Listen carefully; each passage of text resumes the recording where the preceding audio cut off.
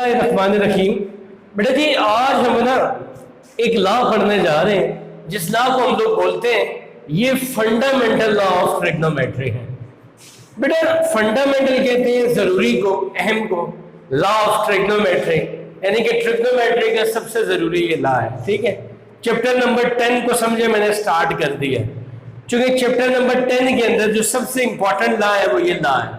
फिर बाकी जो लॉ है वो इससे आगे क्या होंगे, डिराइव होंगे। ठीक है, अच्छा इस लॉ, ये लॉ है क्या, मैं आपको समझाता हूँ। ये बेटा कुछ इस तरह से है, cos alpha minus beta is equal to cos alpha cos beta plus sine alpha and sine beta. ये मैं आपको समझाता हूँ ये है कैसे। इसको हम लोग बोलते हैं फंडामेंटल लॉ ऑफ ट्रिग्नोमेट्री।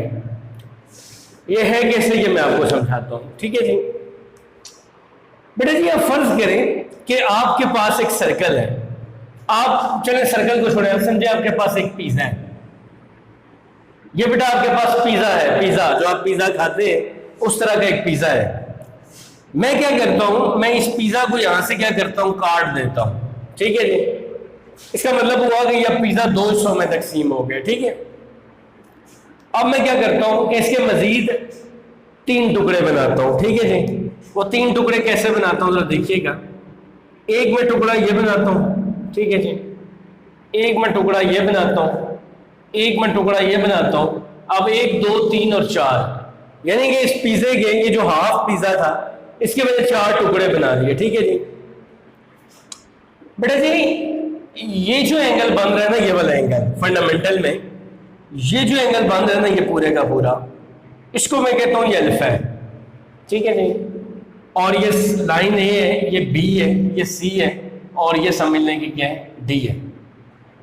ये जो ये ए लाइन बना रही है ना एंगल, ये अल्फा है, और ये जो लाइन बी बना रही है ये क्या है, बीटा। ठीक है, ये एंगल अल्फा बना रही है, क्या बना रही है, बीटा। आपको पता है कि जब कभी हम एक एक बनाएंगे, 2 मतलब ए के कोऑर्डिनेट्स लिखेंगे तो उसके 2 होते हैं।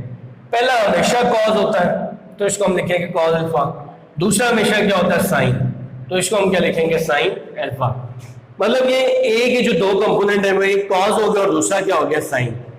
एंगल अल्फा तो ये क्या हो गया, अल्फा। यहां पे भी कंपोनेंट बीटा सेम बनेंगे, लेकिन ये होगा कॉस बीटा और साइन बीटा। कोई फर्क नहीं है, ये भी कॉस था ये भी कॉस है पहला, दूसरा भी साइन और ये भी साइन है, कोई फर्क नहीं है।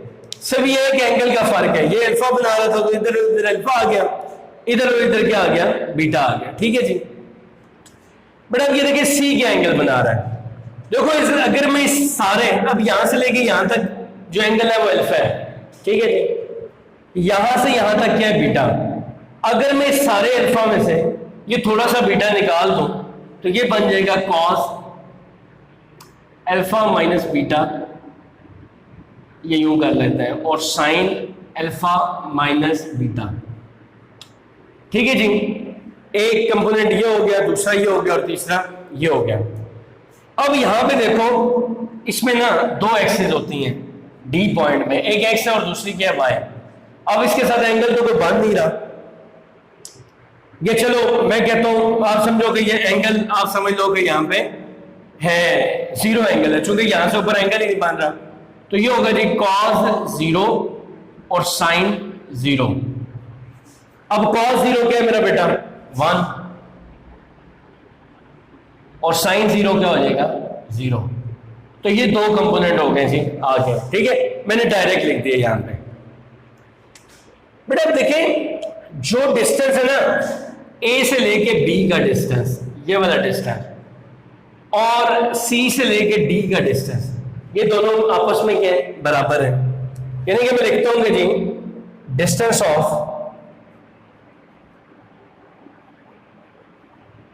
ए B is equal to distance of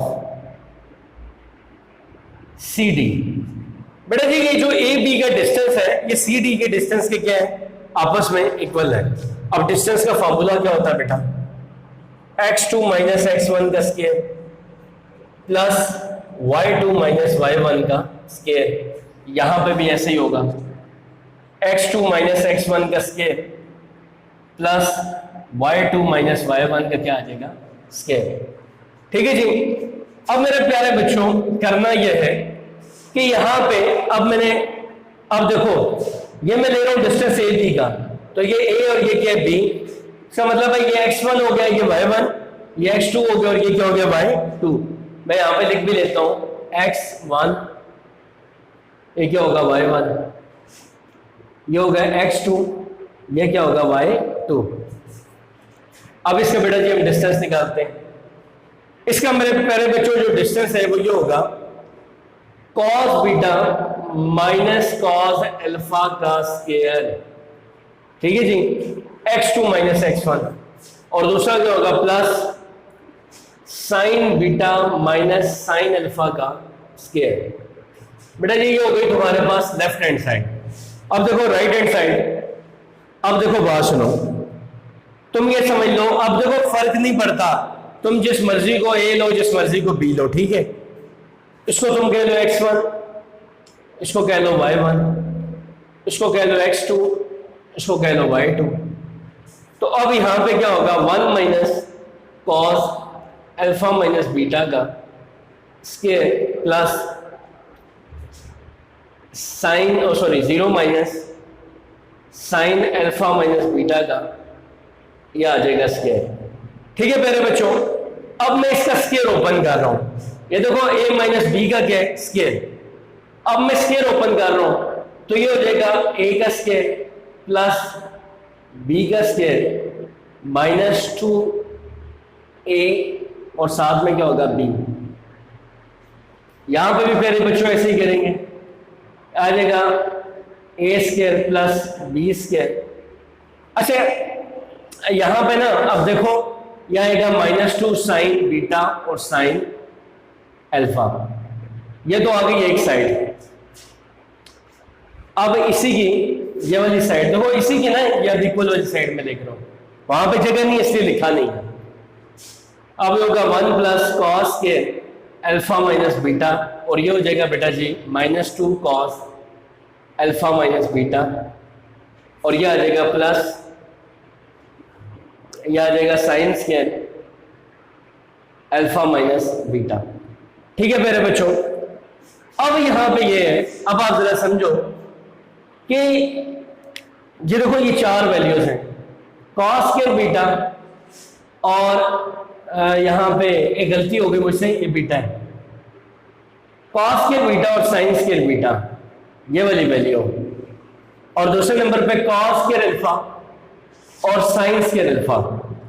ये देखो बेटा किसके इक्वल होगा, ये होगा 1 प्लस 1, एक दफा 1 इसका है और एक दफा 1 इसका, रह क्या जाएगा यहां पे, अब रह जाएगा -2 cos alpha cos beta, -2 sine alpha और साइन बीटा।